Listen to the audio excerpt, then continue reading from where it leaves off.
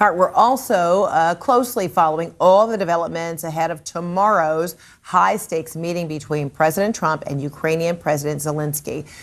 Joining Zelensky in Washington, an entourage of European leaders determined to help craft what they are calling a robust, durable peace. Today, Zelensky appeared with the president of the European Union, who emphasized the need for security guarantees to protect Ukraine. We have to stop the killings. Putin has many demands, but we do not know all of them. And if there are really as many as we heard, then it will take time to go through them all. So it's necessary to cease fire and work quickly on a final deal. We'll talk about it in Washington. And this comes as Trump's top envoy is offering new details about Trump's meeting with Vladimir Putin, claiming the Russian president has agreed to NATO-style protections from the U.S. in a potential Ukraine peace deal. We agreed to robust security guarantees that I would describe as game-changing. We didn't think that we were anywhere close to agreeing to Article 5 protection from the United States, in legislative enshrinement within the Russian Federation, not to go after any other territory when the peace deal is codified, legislative enshrinement in the Russian Federation, not to go after any other European countries and violate their sovereignty.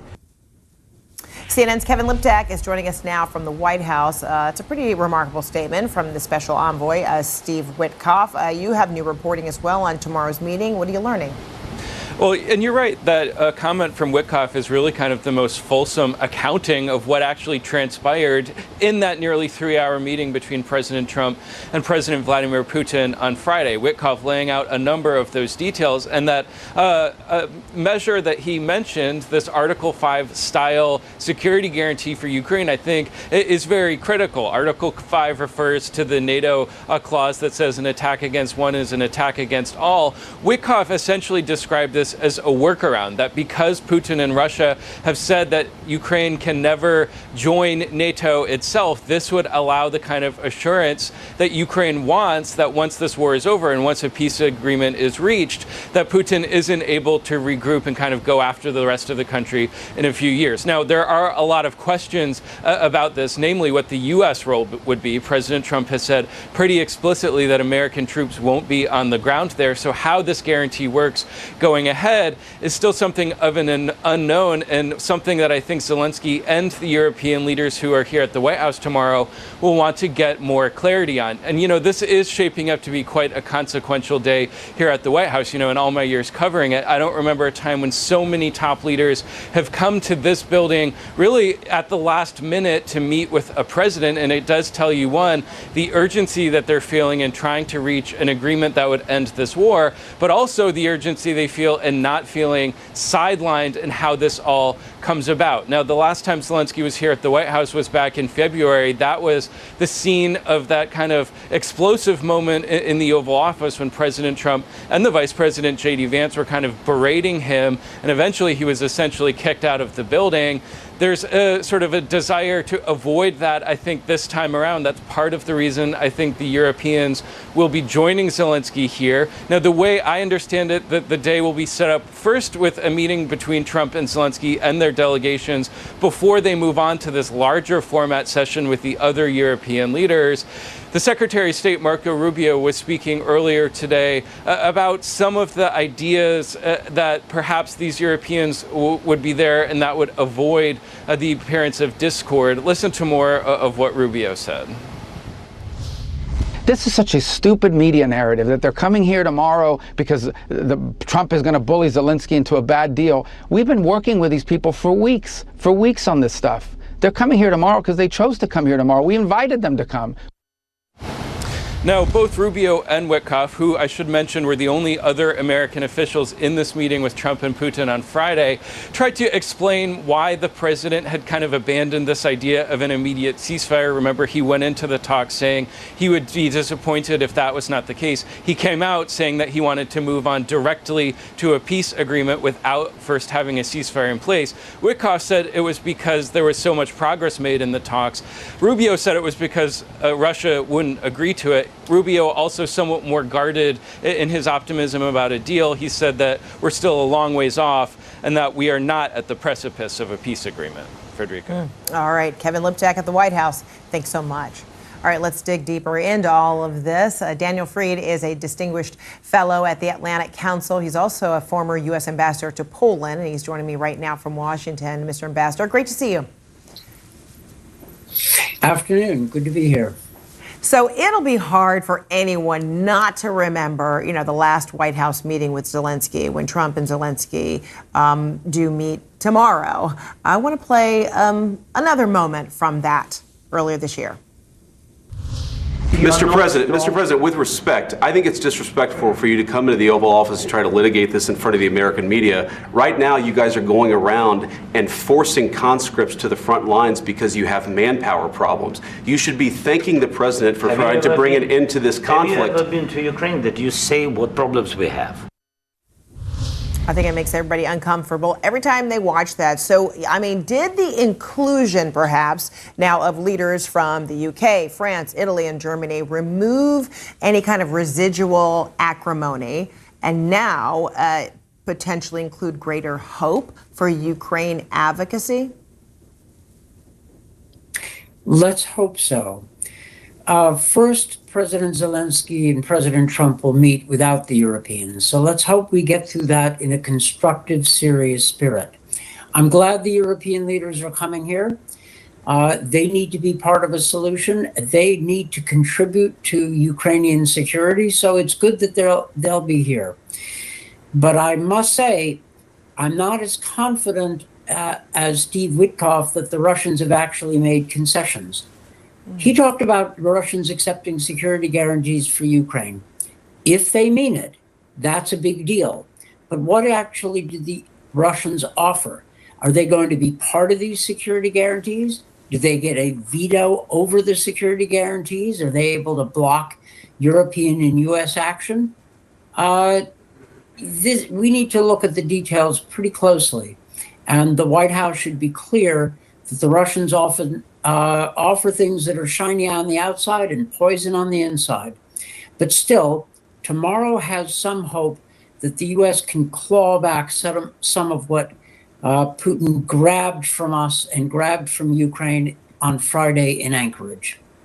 Do you think it's odd that we haven't heard those kinds of details about what, Putin wanted or what he grimaced about? Or is that part of the process, because Zelensky wasn't at the table, it wasn't trilateral, that the White House shouldn't reveal that kind of detail?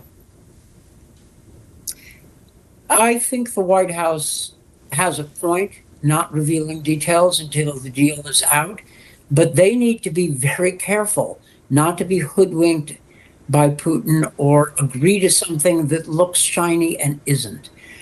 There are two big issues. There's territory and there's security for Ukraine. Security for Ukraine should be something the Europeans and the U.S. provide, not something that Russia has to agree to.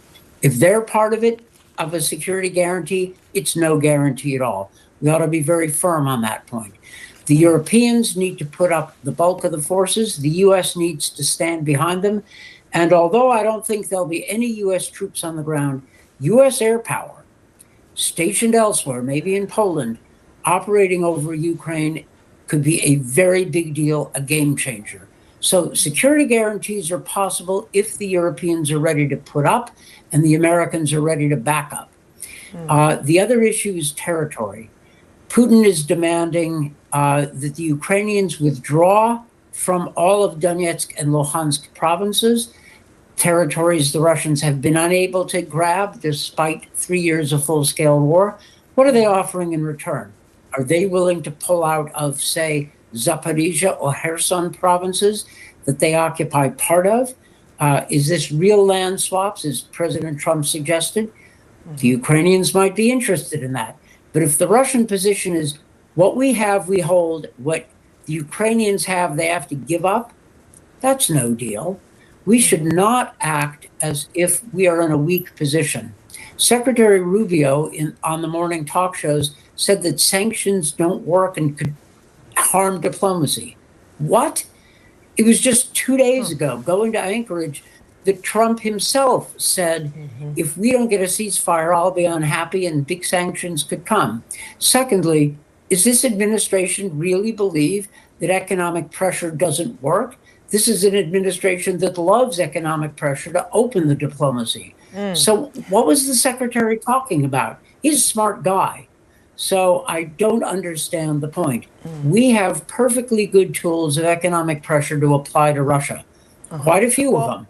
I wonder, as you bring up Rubio, additionally, he talked about concessions, and he said each side will have to make concessions. Take a listen to what he said. So you can't have a peace agreement. No, you can't have a peace agreement unless both sides give and get. You can't have a peace agreement unless both sides make concessions. That's a fact. That's true in virtually any negotiation. If not, it's just called surrender.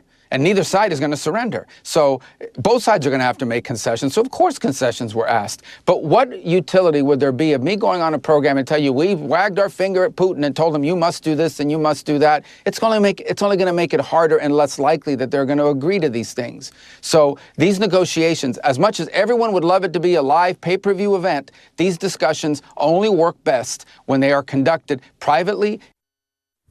So do you agree with that? And if so, I mean, what kind of concessions would Ukraine feel that it would need to make or it would acquiesce to that would make Russia happy if it's not land? Well, 2 points. One, Secretary Rubio has a point. Secondly, finger wagging is something the U.S. has done against Ukraine. I want to know not just what concessions the Ukrainians are going to be asked to make, but what the Russians are going to give. And so far, we've heard Special Envoy Witkoff say the Russians made concessions, but I haven't heard any. And in Putin's public remarks on Friday, he was maintaining his old position of no concessions at all. So the Russians are going to have to give up something. They're going to have to give up some of the occupied territory. President Trump has referred to this occasionally. And the Ukrainians may have to recognize that some of their territory is occupied by Russia, but that doesn't have to be a formal legal recognition. They can just accept a ceasefire line or a line of contact for a settlement without formally recognizing it, just as we did between East and West Germany, and just as we've done for 75 years on the Korean Peninsula.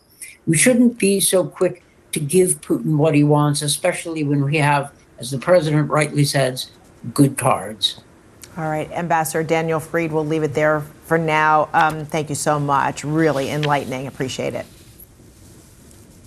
Glad it helped. Thanks for having me.